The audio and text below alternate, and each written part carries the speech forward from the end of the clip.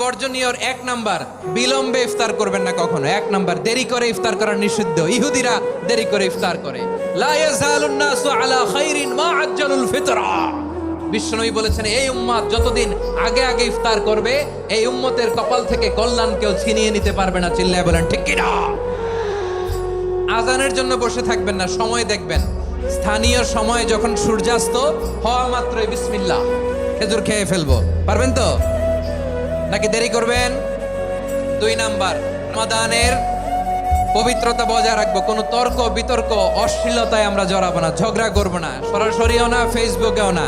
করবেন কেউ গালি দিলে বলবেন ইন্নী ইমরুউন সায়েম, আমি রোজাদার। আল্লাহর হাবিব শিখিয়েছেন, কেউ যদি তোমার গালি দেয়, কটু কথা বলে, অশ্লীল কথা বলে, রমজানে তুমিও বলতে পারবে না। তুমি বলতে পারবা ইন্নী ইমরুউন সায়েম, আমি রোজাদার। আজকে থেকে নিয়ত করেন, রমজানে কেউ গালি দিলে আপনি একটা গালি দিবেন নাকি?